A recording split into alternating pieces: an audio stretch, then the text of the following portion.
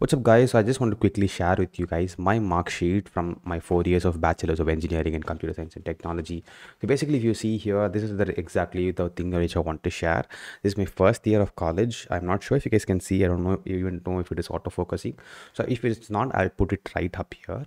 The important thing that to look into is the first semester of college, where I had a course called as computer programming, and the second semester of college where I had a course called programming and data structures, and programming and data structures again. So a couple of programming and data structures courses. So the important thing here to look into is that I got a 9 out of 10, which is the A, highest probably in the GPA section, and it also carries 3 credits. Similarly, you also can find computer science laboratories, 3 computer science laboratories where I got a 10 on 10. And also, if you can see, I've got a first class with distinction. Probably my grade wasn't that worth, but again, still got it. Why did I show you guys this one is to make sure that you guys find this video credible to some extent. I'm going to be sharing with you guys how I could able to do this without even preparing that much for the entire course. There will be some definitely people commenting in the section below that you did not study in IIT, you didn't study in NIT. Why exactly are you talking about? Yes, I did not study in either of those colleges, but still I believe that I studied in an state-run university, which is called Anna University, the oldest university in Tamil Nadu. And I believe that it's not important where you studied from, but rather how you study it. So I find that I can talk about little bit things and you can find it a little bit credible as well. So if you want to continue watching, definitely consider subscribing, and let's get this video started straight away. Alright, so I'm going to be giving my first point right off the bat, which is to always believe in the concept of practicing writing your code. Practicing writing your code is different from practicing typing your code. So what I'm trying to say is that always have this habit of writing or typing your code every single time. So I always spend my free time practicing the code on the Google, on open source, rather than just mugging up things from the textbook. So it's a very important point, because once you are able to cross that stage, you'll be able to understand a lot of different things theoretically as well. The second important point is to always understand that your basics are very, very important. If you take any kind of computer, right, the traditional computers, they cannot understand on the core level nothing more than a 1 and a 0, but you have to be able to build things from that and understand all the basics that there is to cover. But when it comes to data structures and programming, the core understanding of basics comes from how does a computer understand a memory and how does the computer understand speed. So you need to build that basics very, very strongly. Only then you'll be able to continue on learning about this, or else you'll be flunking at some point down the line. The third thing is that I have always loved watching video content for some reason or the other, and I also use those understandings video related learning as my main focus compared to text-based learning. Text-based learning, I would spend a lot of hours in front of a textbook. I wouldn't learn much.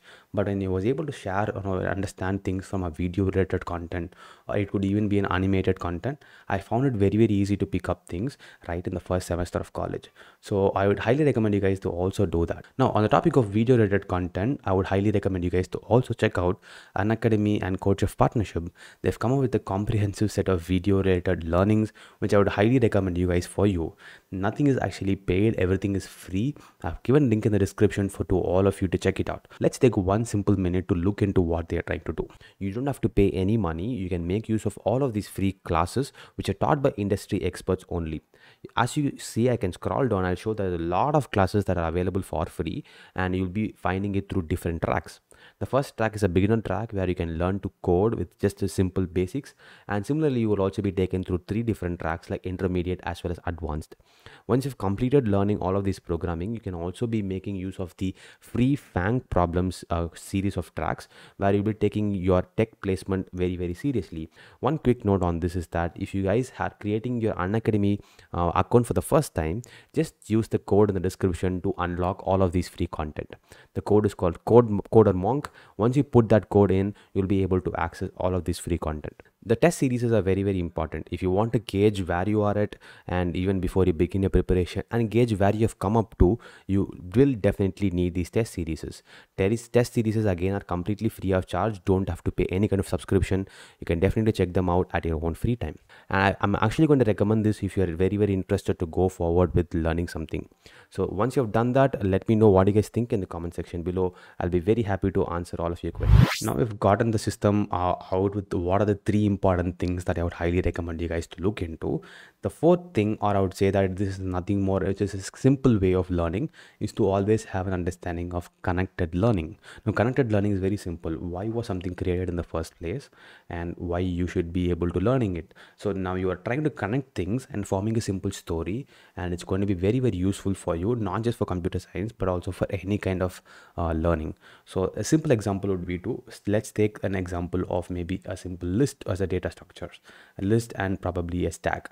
Why was list created and why was stack created? What are the disadvantages of both of these data structures? Once you understand that stack has probably some disadvantage, you'll understand why was queue created. From queue, you'll understand maybe there are some disadvantages to it. So there is another data structure created. Similarly, a lot of different things have been created because the computer scientists, or humans, want two things in the heart. One is speed, and second is memory efficiency. So once you get how these things are connected, you'll be able to keep all of those things in your memory for your lifetime.